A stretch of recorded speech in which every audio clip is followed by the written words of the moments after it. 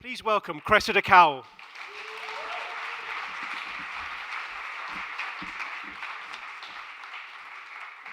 Thank you, Peter. I'm Cressida Cowell, and I'm the writer of the How to Train Your Dragon books. And I'm often asked, have you ever thought of not writing for children? Have you thought of graduating upwards, is the implication? Yeah? And the answer is no. I haven't.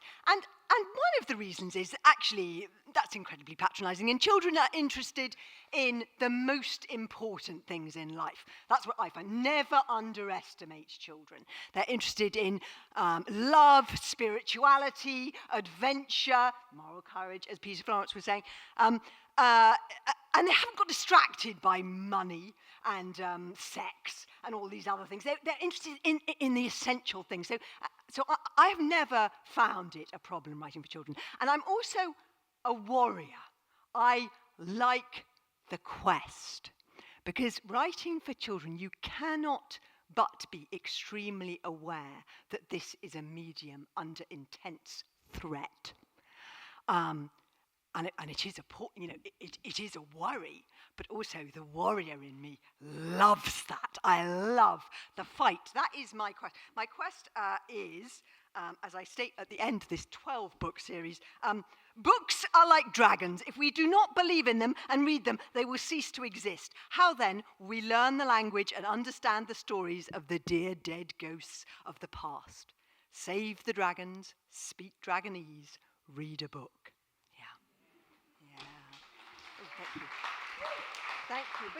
Because books are this very, very special medium. Empathy, walking around in somebody else's skin to kill a mockingbird. Screens happen out there. In a book, they happen inside your head. It's a thinking medium. Philip Pullman, a book is like a conversation. The book proposes. A screen, again, is a very bossy medium. It tells you what to think. This must survive. This medium must survive. And sometimes it can be a little depressing. You've got a sea of 30 dead-looking little faces back at you, trying to get them excited about reading. Bookshops closing in high streets, libraries closing in primary schools. That can get depressing. Because if the parents don't go out there and buy the kids' books and they don't have a library in their primary school, how will they have access to books? It can get depressing. But it can also be very exciting in that we are winning this war. I can't tell you, 1998, we sold in 2016 twice as many children's books as we sold in 1998. That's an impressive figure. In the last year, the children's book industry went up 7%. I love that. And it's because we went out there, this live performance thing that we're talking about here today. We went into schools and we performed to children. We made things feel real for them. This is a picture of not me now as an adult writer, me as a kid writing. I show that to the kids. I say, this is something you can do. I talk about my books in an exciting and enlivening way. I write stories that are exciting. And so we are winning this impossible quest. And going to places like Hay is Peter Florence has supported the children's program. I've been going there for 16, 17 years.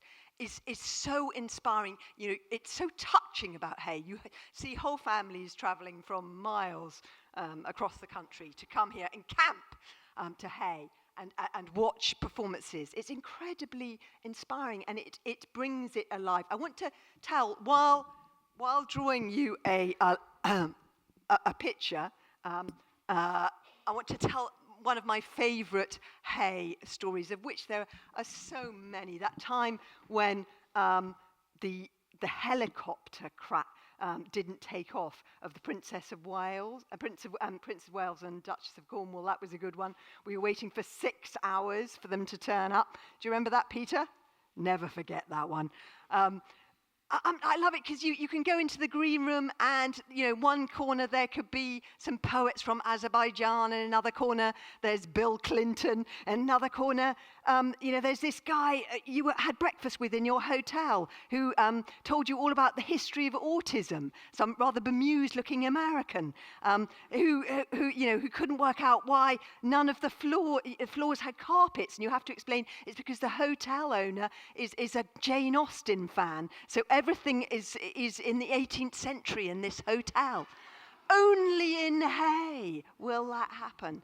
But my favourite story about Hay, a live performance story, is I was giving a talk to a big tent, and there was this little boy. I love the question, that's my favourite bit. He put up his hand and he said, he was so excited. Oh, sorry. He was so excited, and he said, burning to meet his author. You see, this is what festivals do. You get to meet an author, you get to interact, you get to ask a question. He was burning to ask his question, and he said, the thing is, Hiccup, my character, Dragon Furious wants to kill Hiccup. Why is that? Because he loves both the characters. Why is that? Why does he want to kill Hiccup? And he was so involved in his question. I tried to explain to him in quite a complicated way, because I never underestimate children, how it was all about fate, and the Dragon Furious had looked into the future and had seen that Hiccup was going to destroy dragons.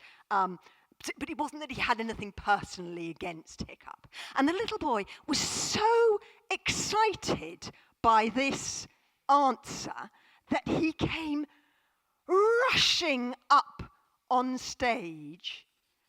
Yeah, oh, her bosoms have got out of control there.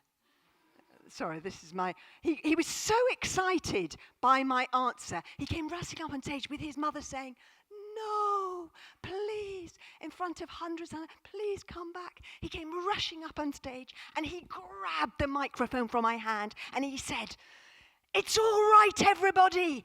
It's not that the Dragon Furious hates Hiccup. It's just," and he went into my very long, involved complication about fate, and he explained it with his mother going, "Oh no." But the audience loved it. We all loved it. And having said this, he then handed the microphone back to me and walked back down to but wasn't that a glorious sort of illustration of live performance, and of this little boy, this little 6-year-old boy? Never underestimate the 6-year-olds. I've put nothing in those books that a 6-year-old hasn't picked up on. They get everything. There is nothing. Oh, this is definitely going wrong, this picture. Sorry, it's supposed to be. I put nothing in these books that a 6-year-old doesn't pick up on. Yeah, there she is. Those are her shoes. That is big-boobied Bertha.